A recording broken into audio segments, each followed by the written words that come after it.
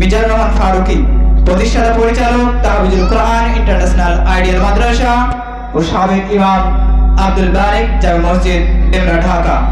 আমি জনাবকে তিনার মূল্যবান বক্তব্য পেশ করার জন্য বিশেষভাবে অনুরোধ করছি। আসসালামু আলাইকুম ওয়া রাহমাতুল্লাহ।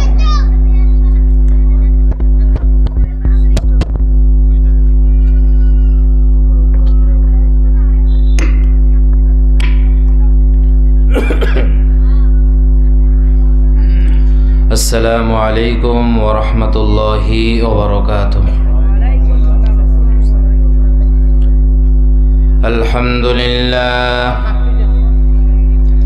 আলহামদুলিল্লাহিল্লাযী জাআলা আশ-শামসা ওয়াল কমারা বিহুসবান ওয়ান নাজমা ওয়াশ-শাজারা ইয়াসজুদান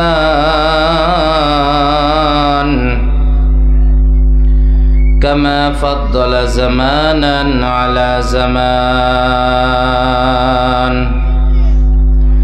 وإنسانا على إنسان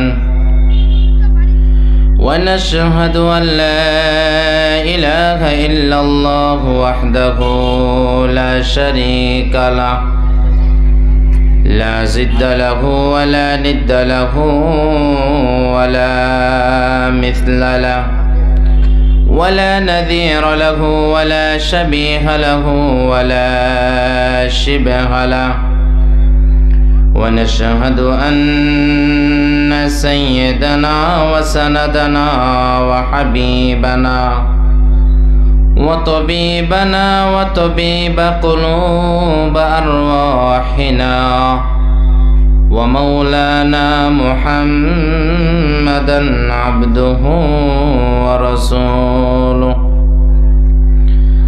أما بعد فأعوذ بالله من الشيطان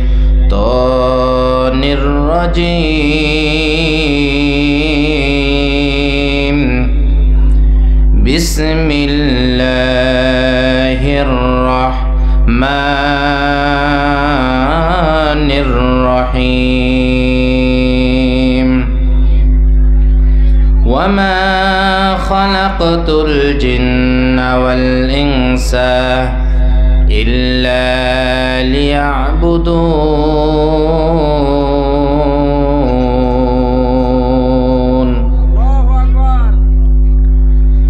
وقال تعالى وقضى ربك ألا تعبدوا إلا إياه وبالوالدين إحسانا إما يبلغن عندك الكبر أحدهما أو كلاهما فلا تقل لهما أف ولا تنهرهما وقل لهما قولا كريما إلى آخر آية. صدق الله مولانا العظيم وصدق رسوله النبي الكريم ونحن على ذلك من الشاهدين والشاكرين والذاكرين والحمد لله رب العالمين. لا إله إلا الله لا إله زبان খুলে لا إله إلا الله لا إله لا إله إلا الله لا إله لا محبوب إلا الله لا موجود إلا الله لا مقصود إلا الله لا إله إلا الله لا إله لا إله لا إله إلا الله. ডানে মাটি বামে মাটি আহা নিচে মাটির বিছানা করিতে বাঁশের ছাউনি, ও বান্দা চিন্তা করে কেন দেখো না। লা ইলাহা, সকলে জবান খুলে লা ইলাহা ইল্লাল্লাহ, লা ইলাহা, লা ইলাহা ইল্লাল্লাহ। হাতে করো হাতের কাম, পায়ে করো পায়ের কাম, জবানে জিকির শুধু আল্লাহর নাম, জবানে জিকির শুধু আল্লাহর নাম। লা ইলাহা ইল্লাল্লাহ, লা ইলাহা, লা ইলাহা ইল্লাল্লাহু মুহাম্মাদুর রাসূলুল্লাহ সাল্লাল্লাহু আলাইহি ওয়াসাল্লাম। আলহামদুলিল্লাহ, আল্লাহ তাআলা দরবারে লাখো কোটি শুকর ও সুজুদ যে মহান রব্বে কারীম এই ফিতনার জামানায় কোরআন ও সুন্নাহর ভিত্তিতে সহি তরিকায় দিনী একটি মজলিসে জান্নাতের বাগানে আসার, বসার ও কিছু কথা বলার ও শুনবার তৌফিক দান করলেন। এই জন্য নিয়ামতের শুকর আদার্থে সকলে জোরে সরে বলি আলহামদুলিল্লাহ। লক্ষ কোটি দরুদ ও সালাম সৈয়দুল মুরসালিন, ইমামুল মুরসালিন, শাফিউল মুজনাবিন, খাতামুন নবিয়িন, সৈয়দুস সাকলাইন, শাফিয়ে মাহশার, সাকে কাউসার, আকায়ে নামদার, মদিনা কা তাজদার, আফতাবে নবুয়াত, ফখরে মওজুদাত, সৈয়দুল মখলুকাত, বিশ্বনবী জনাবে মুহাম্মদ রাসূলুল্লাহ সাল্লাল্লাহু আলাইহি ওয়াসাল্লামের উপর আলহামদুলিল্লাহ। আজকে আমাদের এই তাফসিরুল কোরআন মাহফিলে আমরা যারা আসতে পারছি, আমরা খুশি না বেজার? আমরা মনে করব আমাদের এলাকাতে আসলে কত মানুষ, তাদের মধ্য থেকে আমরা কিছু সংখ্যক মানুষ এসেছি। এই জন্য আমাদের মন খারাপের কিছু নেই, আছে বাজান? নাই। কারণ কাল কিয়ামতের দিনে ৭৩টা কাতার হবে, ৭২টা কাতারে জাহান্নামী হবে, একটা কাতার শুধু জান্নাতি হবে। তবে জান্নাতের কাতারের সংখ্যা খুব কম। এই জন্য আমরা যারা আজকে জান্নাতের বাগানে আসতে পেরেছি, এই জন্য দিলকে উজাড় করে সকলে আবারও জোরে সরে বলি আলহামদুলিল্লাহ। সকলে বলি রব্বানা লাকাল হামদ হামদান কাসীরান তাইয়িবান মুবারাকান ফি ইয়া রব্বি কামা ইয়ানবাগি লিজালালি ওয়াজহিকা ওয়া আযীমি সুলতানিক। ধৌলা নুনাডাঙ্গি জামে মসজিদের উন্নয়ন কল্পে দ্বিতীয় বার্ষিকী ওয়াজ ও তাফসিরুল কোরআন মাহফিলের আমার আগে বয়ান করলেন শায়েখ মোহাম্মদ বদরুদ্দোজা বাদল, সহকারী শিক্ষক বনগাঁও রেডিসিয়াল আইডিয়াল মাদ্রাসা, খতিব ঘুনিয়া কেন্দ্রীয় জামে মসজিদ। আজকে আমাদের মাঝে প্রধান অতিথি হিসাবে উপস্থিত আছেন জনাব আলহাজ মোহাম্মদ আবু তাহের, সাধারণ সম্পাদক জাতীয়তাবাদী দল বিএনপি হরিপুর উপজেলা শাখা, ও গেস্ট অফ অনার হিসাবে আমাদের মাঝে উপস্থিত আছেন জনাব মোহাম্মদ তরিকুল ইসলাম, চেয়ারম্যান ১ নং গেদুয়া হরিপুর ঠাকুরগাঁও। আজকে সবার সভাপতিত্ব করছেন জনাব মোহাম্মদ ইসমাইল হোসেন, সহকারী শিক্ষক ধৌলা গার্লস স্কুল। সহসভাপতিত্ব করছেন জনাব মোহাম্মদ আইনউদ্দিন, সাবেক ইমাম, ভরনিয়া বড় মসজিদ। আল্লাহ তাআলা আমাদের সবাইকে এই দিনী তাফসিরুল কোরআন মাহফিলকে কবুল করেন বলি আমিন। এই যে তাফসিরুল কোরআন মাহফিল আমাদের সময় হচ্ছে, এই জন্য আমরা খুশি না বেজার? খুশি। এই জন্য আমি একটা ছোট্ট সঙ্গীত বলবো, আমার সাথে সাথে আপনারা গলা মিলানোর জন্য, তাল মিলানোর জন্য চেষ্টা করবেন তো ইনশাল্লাহ? শোনো শোনো রানী শঙ্কলবাসী, শোনো শোনো রানী শঙ্কলবাসী, শোনো দিয়া মন। ভালো লাগলো আজকে আপনাদের নুনাডাঙ্গি জামে মসজিদের উন্নয়ন কল্পের মাহফিল আয়োজন। এই মাহফিলের প্রধান অতিথি জনাব আবু তাহের স্যার, আরও আছে guest of honour Tarikul Islam chairman ভাই, আরও আছে সভাপতি ইসমাইল হোসেন ভাই, আরও আছে সহসভাপতি আইনউদ্দিন সাহেব ভাই। আমরা সবাই আল্লাহর গোলাম, জান্নাত পেতে চাই। আমরা সবাই মুসলমান, জান্নাত পেতে চাই। কারা কারা জান্নাত যাইবেন হাতে লারা দেন সবাই, হাতে লারা দেন সবাই। দিন ইসলামের পথে চলবো, আল্লাহু আকবার বলেন সবাই। আলহামদুলিল্লাহ, আমাদের আজকে তাফসিরুল কোরআন মাহফিল শুরু হয়ে যাচ্ছে। আমার পরেই আমাদের প্রধান আকর্ষণ হাফেজ মাওলানা শাহ আলম কবির সিদ্দিকী সাহেব, উনি আমাদের মাঝে উপস্থিত হয়ে গেছেন। একই সাথে আমরা নাস্তা করলাম। আর আজকে আমি খুবই অসুস্থ হওয়ার কারণে আমার আসারই কথা ছিল না। আমি মনে হয় বয়ান করতে পারবো না। তারপর আলহামদুলিল্লাহ আমার মা বাবার দোয়া, আপনাদের দোয়ার কারণে হয়তো আসতে পারছি। এতটাই অসুস্থ যে আসবো না। আমি কয়েকটা বন্ধুকেও আমি ফোন দিলাম যে আমি আজকে যাইতে পারতেছি না, আমার আলোচনা যেন এখানে যেন আরেকজন কাকে পাঠিয়ে দিই, কিন্তু কথাও পাইলাম না। সবাই কোথাও না কোথাও সেট হয়ে আছে। তো শুধু জাস্ট দোয়া নেওয়ার জন্য আপনাদের মাঝে উপস্থিত হয়েছে। আর আমাদের প্রধান আকর্ষণ, প্রধান বক্তা, আন্তর্জাতিক খ্যাতিসম্পন্ন মুফাসসিরে কোরআন হাফেজ মাওলানা মোহাম্মদ শাহ আলম কবির সিদ্দিকী সাহেব, উনি আমাদের মাঝে উপস্থিত আছেন।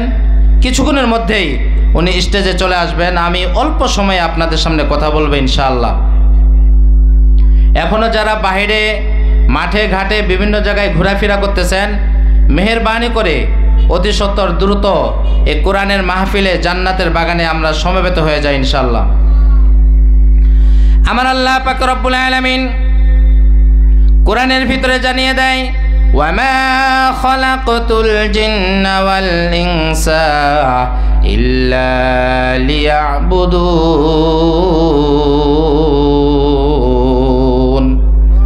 আমি মানুষ এবং জিন জাতিকে একমাত্র আমার ইবাদত করার জন্য, গোলামি করার জন্য, দাসত্ব করার জন্য সৃষ্টি করেছি।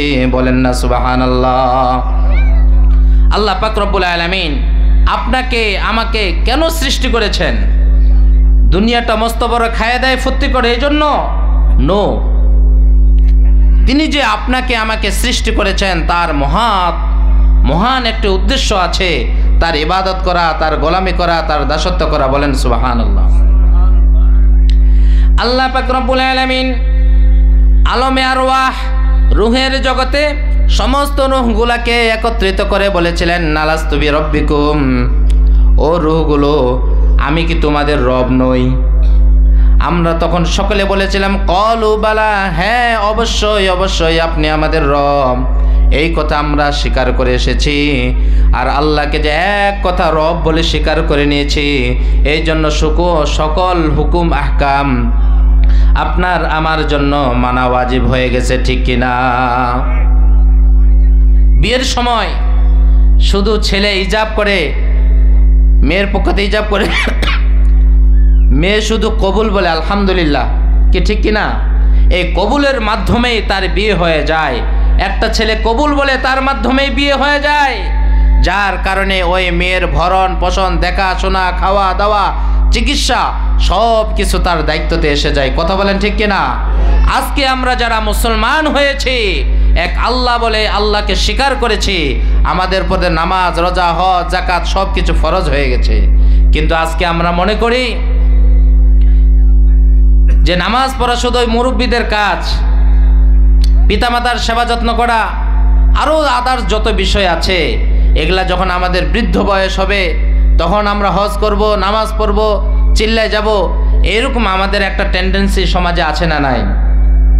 আরও আমার যুবক ভাইদের ভিতরে আছে, মা বাবার তো কোনো বালাই নাই, একটু যখন বয়সে পরিণত হয়ে যায় মা বাবাকে চরমভাবে বেয়াদবি, অপমান, লজ্জাজনক কথা বলে ধিক্কার জানায়।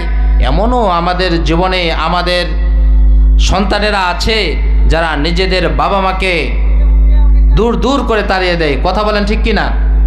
এমন পরকপাল্য সন্তান আমাদের মাঝেও আছে। সম্মানিত হাজিরিন, আজকে যে মূল বিষয় আমি টপিক নিয়ে আলোচনা করতে চাচ্ছি, এই টপিকটাই হচ্ছে পিতামাতার খেদমত করা। আজকে আমাদের সন্তানেরা পিতামাতার কথা শুনে না।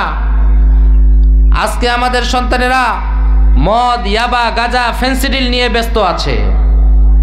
তারা ক্যাসিনো মোবাইলে খেলা নিয়ে তারা ব্যস্ত আছে, কিন্তু আজকে তারা মা বাবার কথা শুনতে চায় না। এরকম আছে না নাই?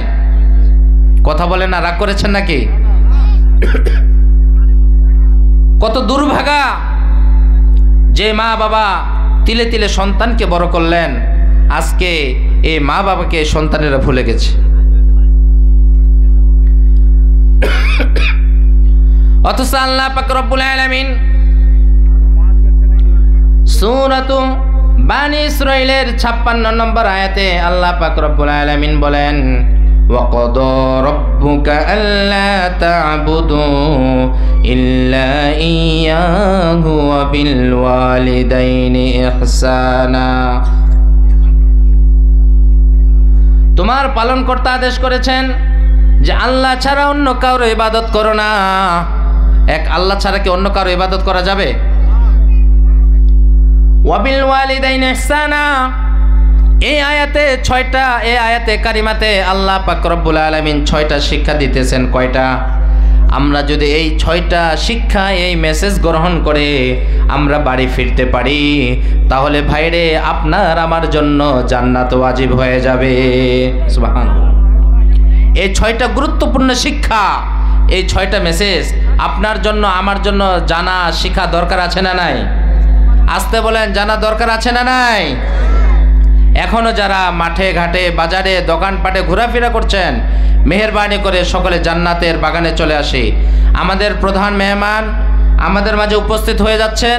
ইতিমধ্যেই তিনি আলোচনা শুরু করে দিবেন, আর উনি আসলেই আমি আলোচনার সাথে সাথে শেষ করে দেব, কারণ আমি আজকে অসুস্থ, আলোচনা বেশি দীর্ঘই করতে পারবো না। আল্লাহ পাক রব্বুল আলামিন কোরআনের ভিতরে বলেন, ওয়াবিল ওয়ালিদাইনি ইহসানা, এই পিতামাতার সাথে তোমাকে সৎ ব্যবহার করতে হবে, ভালো ব্যবহার করতে হবে। ইহসান শব্দের অর্থ হলো অনুগ্রহ করা, দয়া করা। এই পিতামাতার সাথে অনুগ্রহ করতে হবে, দয়া করতে হবে। কেমন দয়া করতে হবে? যে আমি আমার জন্য, নিজের জন্য যেটা জামা কাপড় ভালো মনে করি, ওই বৃদ্ধ মা বাবার জন্য তা ভালো মনে করতে হবে। আমি আমার জন্য যে খাবারটাকে উপযোগী মনে করি, আমার পিতামাতার জন্য ওই খাবারটাকে উপযোগী মনে করতে হবে।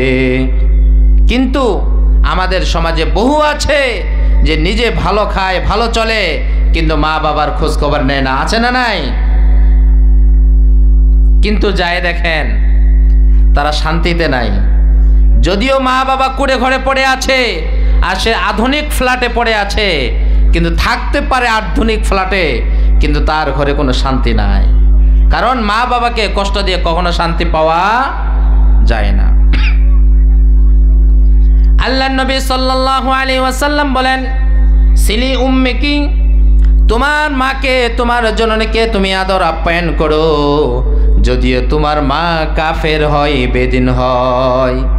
তোমার মা বাবা যদি ভিন্ন ধর্মাবলম্বী হয়, তোমার মা বাবা যদি দিন থেকে বহিষ্কৃত হয়, তথাপিও তুমি তোমার মা বাবার সেবা যত্ন করো। আর যদি মুসলমান হয় তাহলে তো কথাই নাই। কথা বলেন ঠিক কিনা?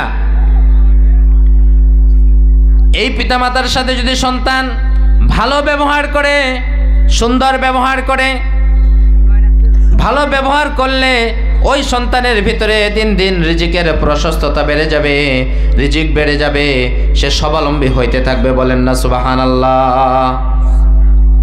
কেউ যদি পিতামাতার সাথে ভালো ব্যবহার করে, ভালো খানাপিনার ব্যবস্থা করে, পিতামাতার সাথে সদ্য ব্যবহার করে, তাহলে সন্তানের রিজিকের বরকত দান করবেন কে? আল্লাহ। কিন্তু আমাদের দেশে, আমাদের সমাজে এমন বহু পরা কপাল ছেলে আছে যে নিজের মা বাবাকে খাইতে দিবে সেটাও তার কষ্ট লাগে। আছে না নাই? আর কিছু মায়েরা তো আছে, আমার বোনেরা আছে, যে শ্বশুর শাশুড়িকে কখনো তারা সাপোর্ট করতে পারে না। আপনি যদি আপনার এই শ্বশুর শাশুড়িকে নিজের মা বাবার মতো না মনে করতে পারেন বোন, তাহলে মনে রাখবেন তাহলে মনে রাখবেন, আপনার ছেলের স্ত্রীও আপনাকে ঠিক সেভাবে নিজের মা বাবার মতো মনে করবে না। আপনি আপনার শ্বশুর শাশুড়ির সাথে যেমন খারাপ আচরণ করবেন, তদ্রূপ আপনার বৌমাও আপনার সাথে তদ্রূপ আচরণ করবে। বলেন নাউজুবিল্লাহ।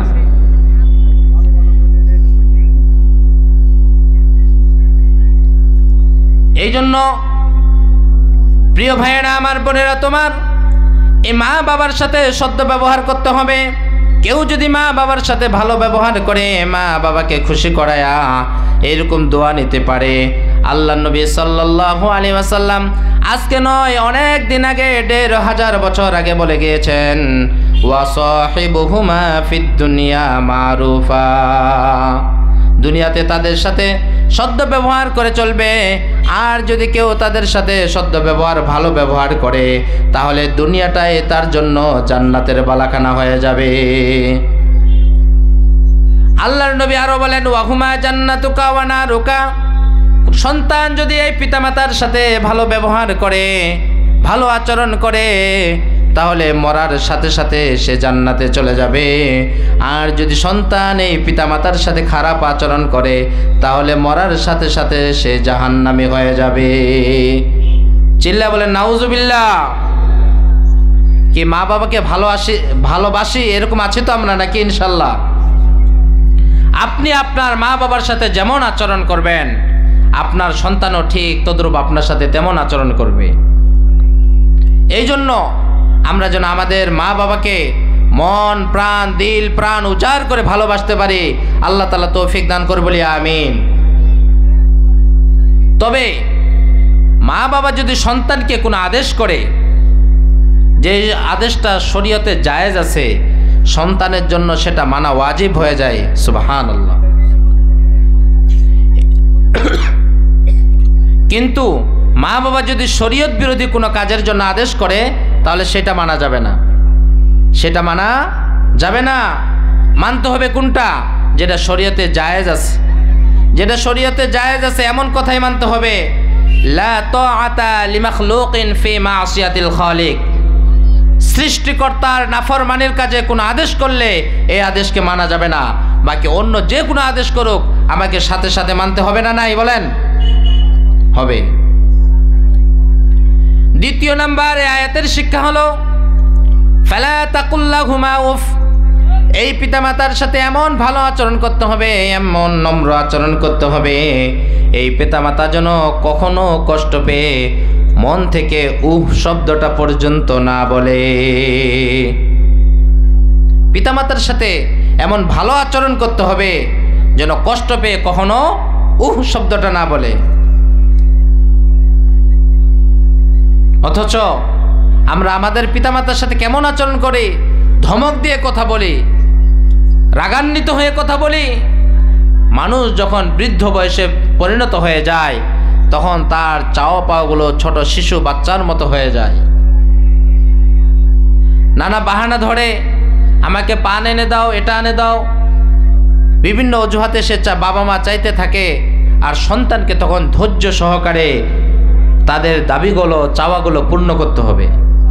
অথচ আমাদের সমাজে সেটা তো দূরের থাক, মা বাবা যখন কাজ করতে পারে না, অচল হয়ে যায়, তখন সমাজের বাড়ির সবচাইতে তাকেই বোঝা মনে করে। কথা বলেন ঠিক কিনা? কিন্তু যেই সন্তান, যেই কুলঙ্গার সন্তান এই মা বাবাকে বোঝা মনে করবে, সে জীবনে কোনোদিন সফলতা অর্জন করতে পারবে না। যেই সন্তান মা বাবাকে নিয়ামত মনে করবে, গনিমত মনে করবে, দেখবেন তার ধন সম্পদে দিন দিন তারাক্কি হচ্ছে, সে জীবনে সফলতা অর্জন করতেছে। বলেন সুবহানাল্লাহ। এই জন্য আল্লাহর বিধান মানতে হবে। আল্লাহর পরে যদি কোনো বিধান মানতে হয়, আল্লাহ ও রসুলের পরে যদি কোনো বিধান মানতে হয়, শরীয়তে জায়েজ আছে, সেটা হবে পিতামাতার আনুগত্য করতে হবে। রাজি আছি তো মুসলমান? আল্লাহ তাআলা তৌফিক দান করুন, বলি আমিন। আচ্ছা মানুষ বলো দেখি, রাত্র কেন কালো? আচ্ছা মানুষ বলো দেখি রাত্র কেন কালো, সূর্য বলো কথা হইতে পাইল এত আলো, দুধ কেন এত সাদা, মরিচ কেন ঝাল, আমগুলো পাকলে বলো কেমনে হয় তা লাল। পশু পাখি কয় না কথা, আরে পশু পাখি কয় না কথা, মানুষ কেনে কয়, বলো বলো হে মানব এসব কেমন করে হয়। ভাবি সবই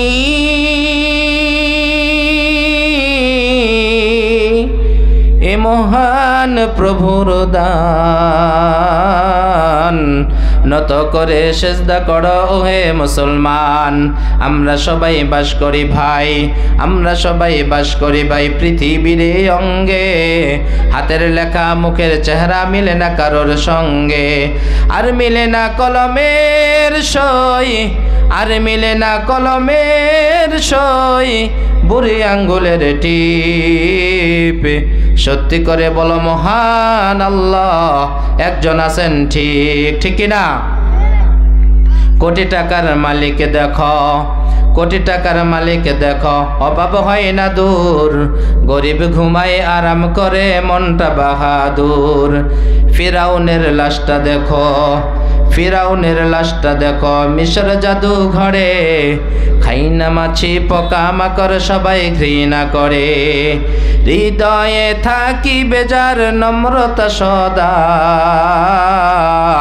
রহমত আসিবে তথা প্রভুর ওয়াদা, বড়র বড়াই করলে দিলে রহমত আসে না, নিজেকে নিজে নত তুমি করিও সদা, ঠিক কিনা?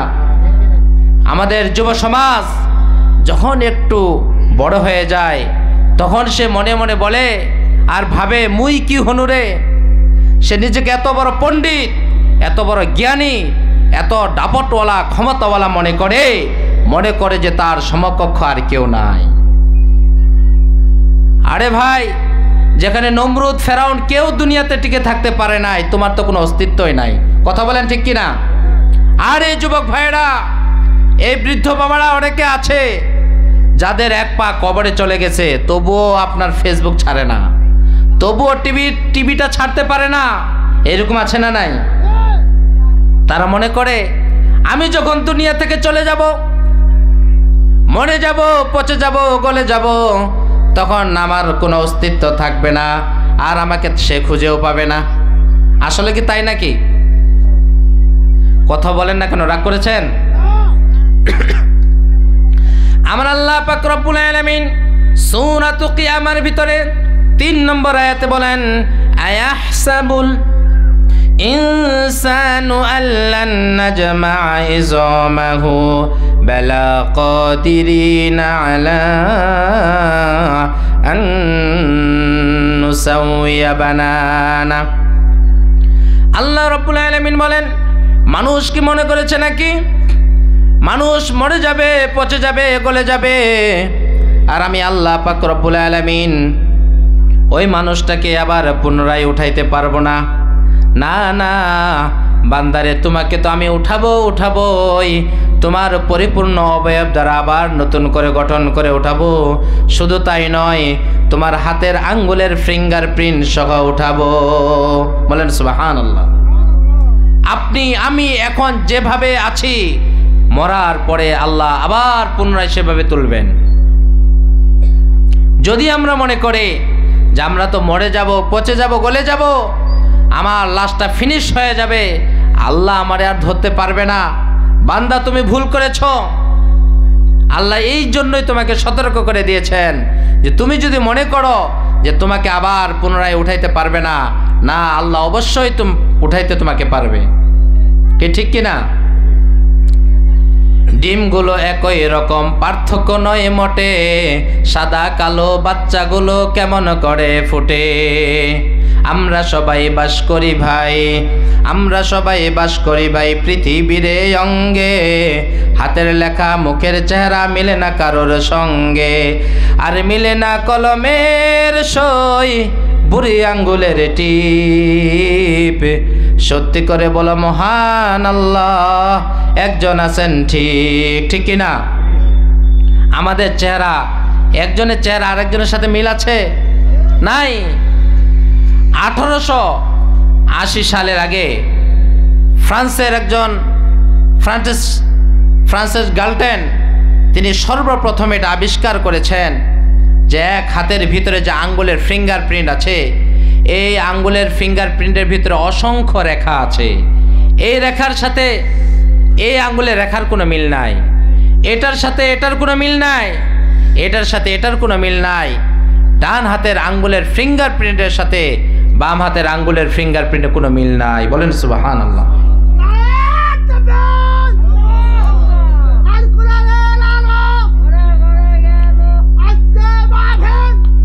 সফল হোক, সফল হোক।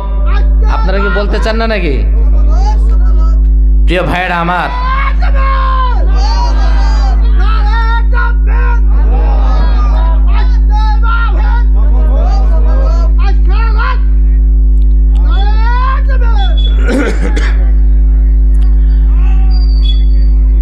এই যে কারিগরটা যে এমন নিখুঁতভাবে আপনাকে আমাকে সৃষ্টি করলেন, ডান হাতের আঙ্গুলের ফিঙ্গারপ্রিন্টের সাথে বাম হাতের কোনো মিল নাই, আমার এই হাতের আঙ্গুলের ফিঙ্গারপ্রিন্টের সাথে পায়ের ফিঙ্গারপ্রিন্টের কোনো মিল নাই। আছেন বলেন?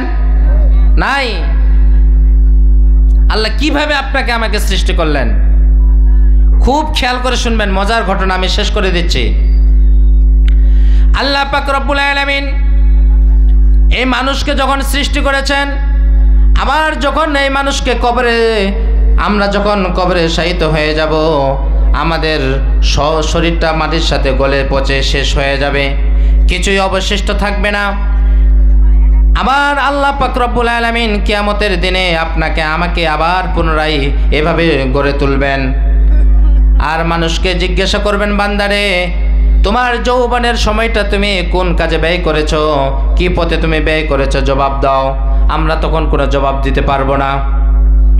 আল্লাহর নবী সাল্লাল্লাহু আলাইহি ওয়াসাল্লাম কিয়ামতের মাঠের বর্ণনা যখন সাহাবায়ে কেরামের সামনে দিতেছিলেন, সাহাবায়ে কেরাম রাদিয়াল্লাহু তাআলা আনহুম আজমাইন চোখ দিয়ে পানি বেয়ে বেয়ে পড়তেছে।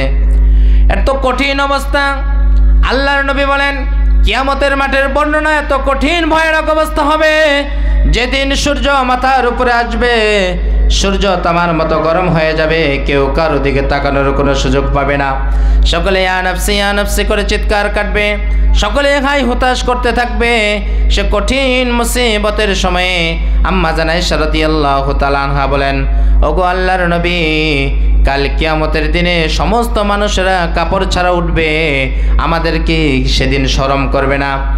আল্লাহর নবী বলেন, আয়েশা রে শোনো, কাল কিয়ামতের দিনের কঠিন দিনে হাসরের ময়দানের মাঠের অবস্থা এত ভয়ানক হবে, এত কঠিন হবে, কেউ কারোর দিকে তাকানোর মতো কোনো সুযোগ পাবে না। কেউ লঙ্গা আছে, কার গায়ে কাপড় আছে, কার গায়ে কাপড় নাই, কারোর দিকে তাকানোর মতো কেউ সুযোগ পাবে না। সে কঠিন মুসিবতের সময়ে যদি তুমি নাজাত পাইতে চাও, কোনো মানুষ তোমার জন্য সুপারিশ করতে পারবে না, একমাত্র আমাদের নবী ছাড়া। চিল্লায় বলুন মারহাবা।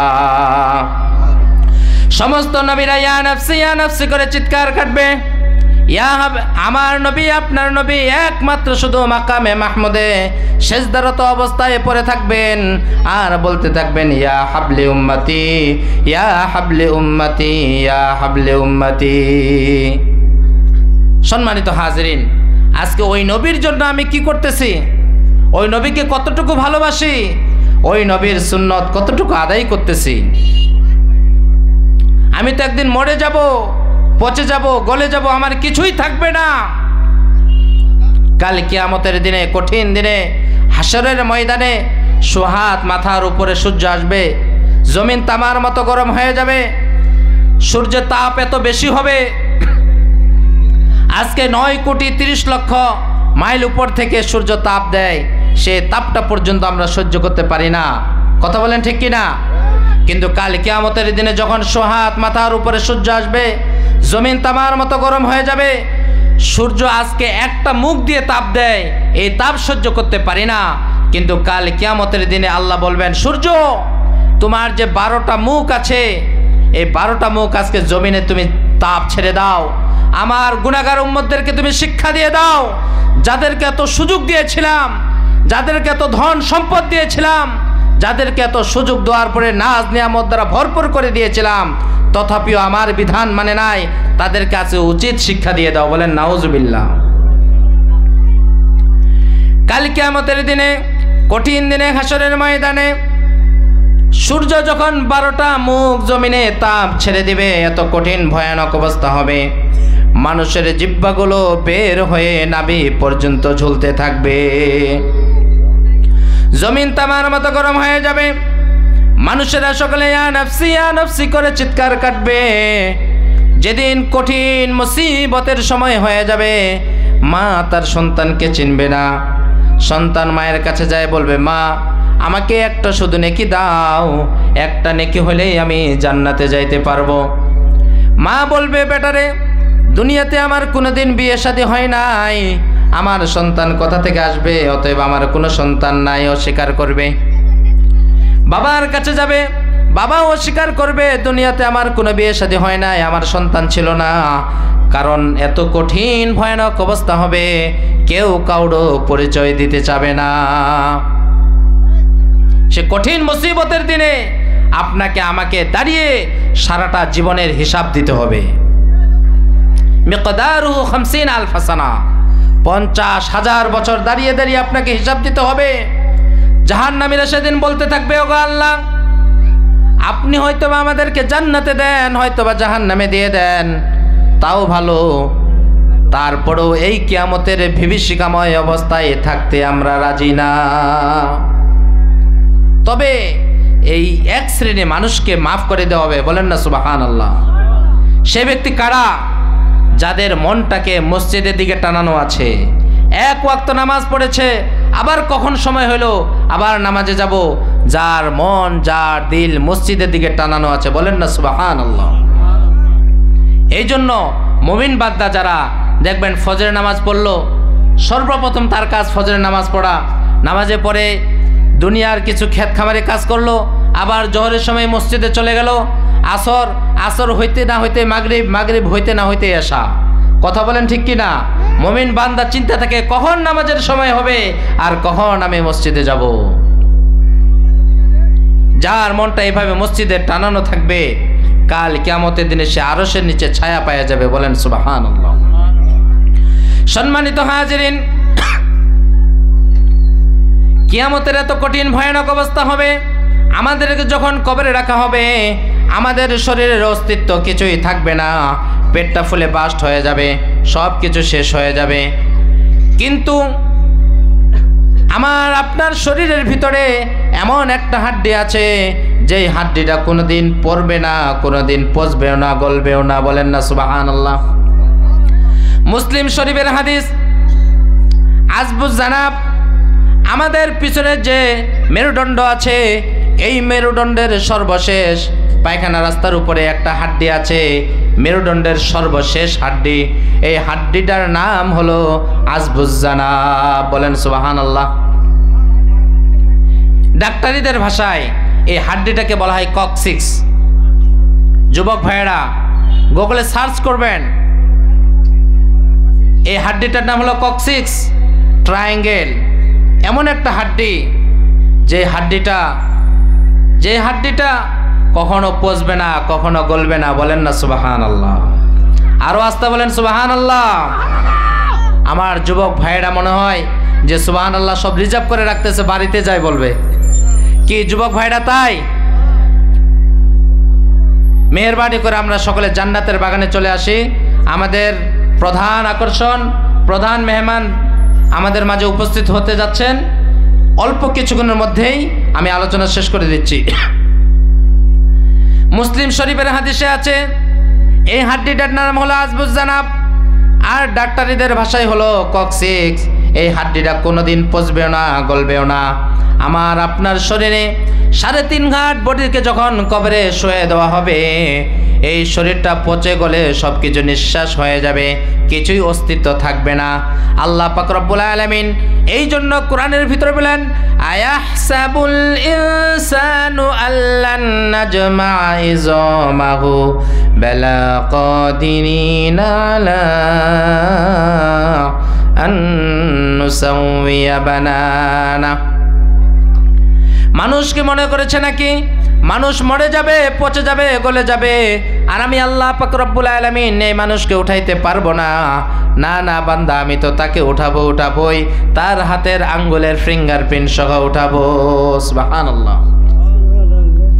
তো আপনার আমার কিছুই অস্তিত্ব থাকবে না, শুধু এই যে ঘাড়ের পিছনে যে আমাদের একটা মেরুদণ্ড আছে না নাই, এই মেরুদণ্ডের সর্বশেষ একটা হাড্ডি আছে ছোট্ট, এই হাড্ডিটার নাম হলো কক্সিক্স, আরবিতে হাদিসের ভাষ্য অনুযায়ী হচ্ছে আজবুজ জানাব। এই হাড্ডিটা কোনোদিন পচবে না, গলবে না। আল্লাহ পাক রব্বুল আলামিন এই হাড্ডিটার উপরে বেসিক ধরে আবার পুনরায় তুলে ধরবেন কে? সে কারিগরটার নাম কি? জোরে আপনাকে আমাকে আবার পুনরায় তুলবেন, আপনার আমার আবার হিসাব হবে। এই জন্য চালাক সে ব্যক্তি হবে যে হিসাব দেওয়ার আগে যে তার নিজের হিসাবটা নিজে কষে নেয়। নবী আলাইহিস সালাম এই জন্য বলেছেন, হাসিবু আন ক্বাবলা তুহাসাবু ওয়াজিনু আন ক্বাবলা তুজানু। হিসাব নেওয়ার আগে তুমি হিসাব নিয়ে নাও, তাহলে তোমার হিসাব সহজ হয়ে যাবে। আজকে দুনিয়াটা মস্ত বড়, খায় দায় ফুর্তি করো, যেভাবে মন চায় জিন্দেগি চলছি, যার কারণে আখিরাতটা বড় বোঝা হয়ে যাচ্ছে। এই জন্য ভাই এখনো আমরা খেয়াল করব যেন আমি প্রতিটা কাজ ভালোভাবে করি। পারবো তো ইনশাল্লাহ? আমি সর্বশেষ আপনাদের জন্য দুটি কথা বলে আমি বিদায় নিয়ে চলে যাব। এই উপমহাদেশের সবচাইতে কলবের আত্মাধিক জাতির রাহবার, যিনি কলবের ডাক্তার ছিলেন, রুহানি ডাক্তার ছিলেন, মাওলানা আশরাফ আলী থানভী রহমতুল্লাহ আলাই, তিনি বলেছেন মানুষ যদি দুইটা আমল করতে পারে তাহলে জান্নাত তার জন্য ওয়াজিব হয়ে যাবে। বলেন সুবহানাল্লাহ। অনেক হুজুরে তো অনেক কিছু নসিহত করে, বাজান দুইটা নসিহত মানা যাবে? জোরে বলতে হবে, দুইটা নসিহত মানা যাবে? এই দুইটা নসিহত যদি আমরা আমল করতে পারি তাহলে জান্নাত আপনার জন্য ওয়াজিব হয়ে যাবে। এই দুইটা নসিহত হলো, মাওলানা আশরাফ আলী থানভী রহমতুল্লাহ আলাই তিনি বলেছেন প্রতিটা মানুষের একটা করে বিবেক আছে। যদি আপনি চুরি করতে যান, বিবেক বলে দেবে এই কাজটা ভালো না খারাপ। কি বলবে কি না? আমি মিথ্যা কথা বলবো, এই কাজটা খারাপ না ভালো, আমার বিবেক আমাকে বলে দেবে, প্রশ্নবিদ্ধ করে দিবে। যখনই আমি কোনো কাজ করতে যাব আর আমার বিবেকে যখন এটাকে ভালো বলবে, এই জন্য ভালো বলার সাথে সাথে আলহামদুলিল্লাহ করে নেব।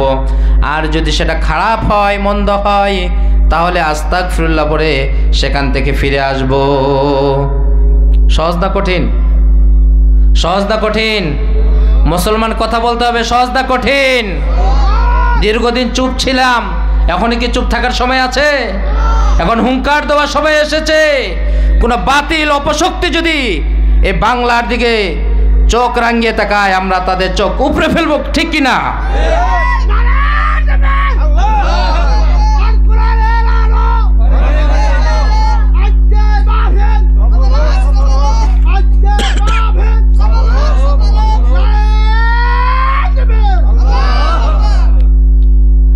সম্মানিত হাজিরিন,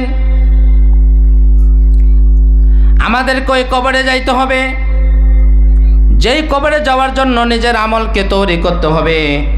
আর কবর প্রতিদিন আপনাকে ডাকতে আছে, এই কবরের জন্য আমল তৈরি করতে হবে। আমি আমার জিন্দেগিকে পরিচালনা করছি, নিজের আমলের পরিবর্তন নাই, যেভাবে মন চায় জিন্দেগি পরিচালনা করতেছি, এভাবে তো আমি ধরা খেয়ে যাব। এইভাবে করা যাবে না। আমার জীবনকে, আমার লাইফকে পরিপূর্ণ করতে হবে।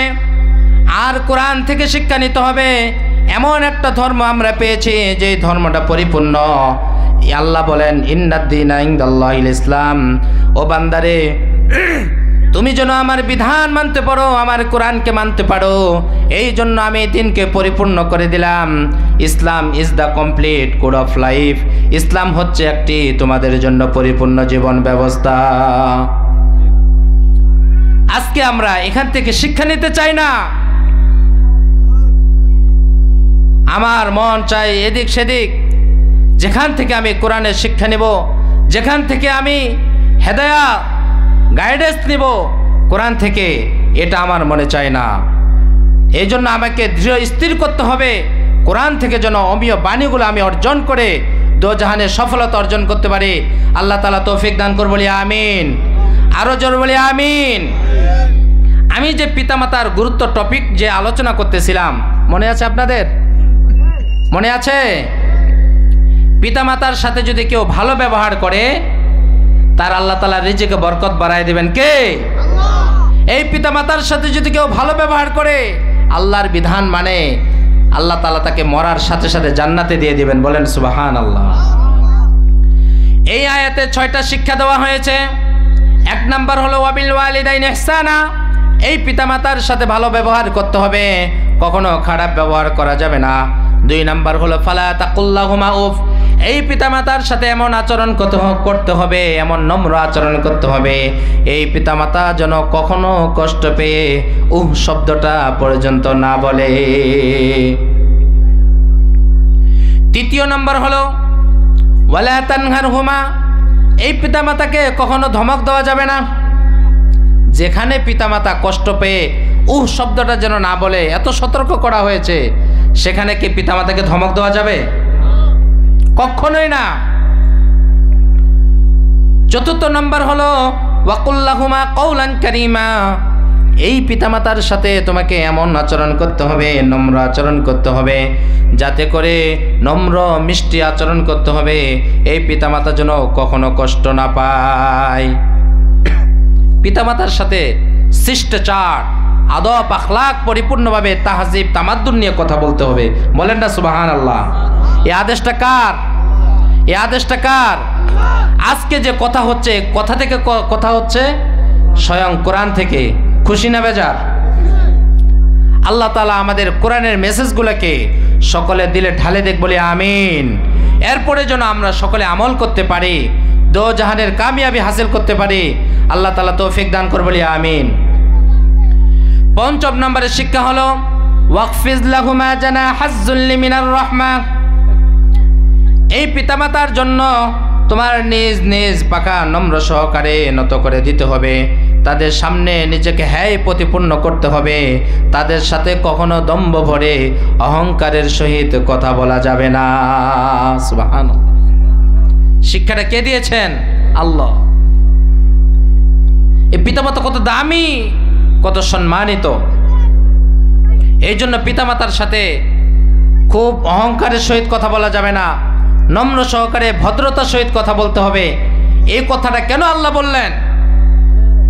কারণ এই সন্তানকে তিলে তিলে যখন বড় করেছেন, এই সন্তান যখন আস্তে ক্রমান্বয়ে শিক্ষিত হয়ে শিক্ষা অফিসার হয়েছে, টিওনো হয়েছে, এসি ডিসি অনেক কিছু হয়েছে, সন্তানের পা তখন আর মাটিতে পড়ে না, চোখগুলো আকাশে উড়ে যায়, বাবা মাকে আর সম্মান করার সময় থাকে না। কেউ আছে না নাই? সে সময় পিতামাতাকে হ্যায় প্রতিপূর্ণ করে, আর এটাই তার জন্য অনেক ক্ষতিকারক হবে। এই জন্য নিষেধ করা হয়েছে। এই জন্য বলেছে যে তোমার যত ক্ষমতা, যত বাহাদুরি, যত অহংকার, যত তাকাব্বুর আছে, এই পিতামাতার সাথে বিসর্জন দিয়ে দিতে হবে। বলেন না সুবহানাল্লাহ। আজকে এই পিতামাতাকে মানতে চায় না। শুধু তাই নয়, আল্লাহ পাক রব্বুল আলামিন এই আয়াতের ভিতরে 6 নম্বর শিক্ষা দিতেছেন যে বান্দারে, তুমি তোমার পিতামাতার জন্য ইহসান করবে, শব্দটা যেন না বলে, তাদেরকে কখনো ধমক দিয়ে কথা বলা যাবে না, তাদের সাথে নম্র সহকারে কথা বলতে হবে, এবং তোমার ক্ষমতা বাহাদুরি যা কিছু আছে তাদের সামনে মাথা নত করে দিতে হবে। এই 5টা গুণগান করবে তুমি, তারপরও শেষ হয় নাই। বলে তারা যখন দুনিয়া থেকে বিদায় নিয়ে চলে যাবে, তখনও তোমার প্রতি একটা দায়িত্ব থাকবে।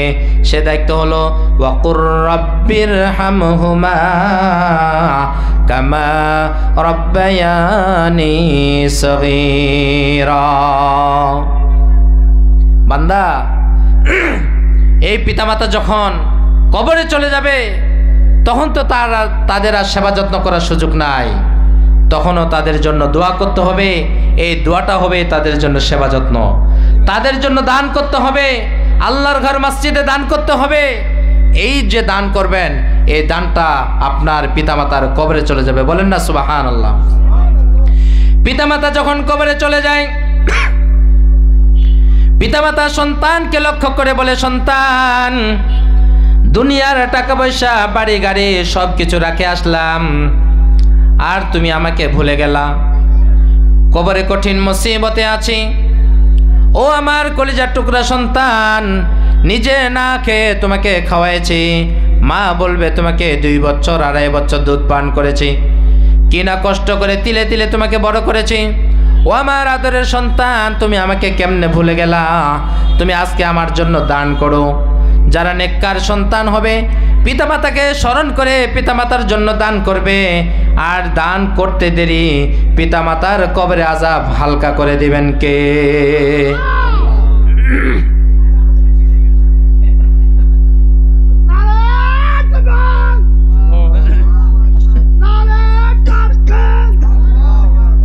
নারে তাকবীর।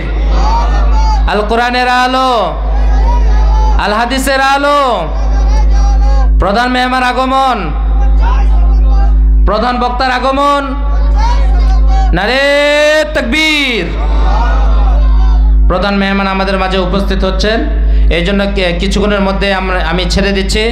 আমরা এখনো যারা বাইরে ঘোরাফেরা করতেছি, মেহেরবানি করে দ্রুত জান্নাতের বাগানে প্যান্ডেলে বসে পড়ি ইনশাল্লাহ। সর্বশেষ হাদিস, আল্লাহ নবী সাল্লাল্লাহু আলাইহি ওয়াসাল্লাম, সালাতুন নবী সাল্লাল্লাহু আলাইহি ওয়াসাল্লাম, আইয়ুল আমালি আহাব্বু ইলাল্লাহি আযজা ওয়া জাল্লা ক্বালা সালাতু আলা ওয়াক্তিহা। আল্লাহ নবী সাল্লাল্লাহু আলাইহি ওয়াসাল্লামকে জিজ্ঞাসা করা হইল যে পৃথিবীর ভিতরে সবচাইতে শ্রেষ্ঠ আমল কোনটি, যেটা আল্লাহ ও রাসূলের কাছে সবচাইতে প্রিয়? তিনি বলেন, ক্বালা as-সালাত, সময় মতো নামাজ পড়া। বলেন না সুবহানাল্লাহ। সুম্মায়ুন, তারপরে কি? ক্বালা বিররুল ওয়ালিদাইন, পিতামাতার খেদমত করা। বলেন সুবহানাল্লাহ। নামাজের পরেই আপনার কাজটা হচ্ছে আপনার পিতামাতার খেদমত করা। এটা কত গুরুত্বপূর্ণ বিষয়। বলে তারপরে কি?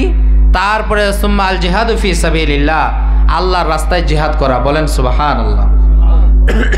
1 নম্বরে আল্লাহ তাআলার আদেশ মানতে হবে। 2 নম্বরে হচ্ছে পিতামাতার খেদমতের কথা বলা হয়েছে। 3 নম্বরে জিহাদের কথা বলা হয়েছে। হাদিসটা বুখারী শরীফে প্রথম খণ্ড 882 নম্বর হাদিস, যেখানে জিহাদকে ইসলামে ফরজ করে দেওয়া হয়েছে, তারও আগে গুরুত্ব দেওয়া হয়েছে এই পিতামাতার সাথে সদ্ব্যবহার করা। এই জন্য আমরা পিতামাতার সাথে ভালো ব্যবহার করব তো ইনশাল্লাহ। একজন সাহাবী, তিনি বাড়ি থেকে হজের উদ্দেশ্যে রওনা হয়ে গেলেন।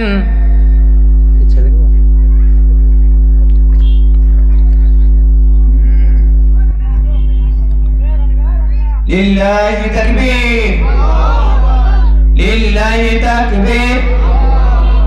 প্রধান বক্তার আগমন, প্রধান বক্তার আগমন। লিল্লাহি তাকবীর, লিল্লাহি তাকবীর। প্রধান বক্তার আগমন।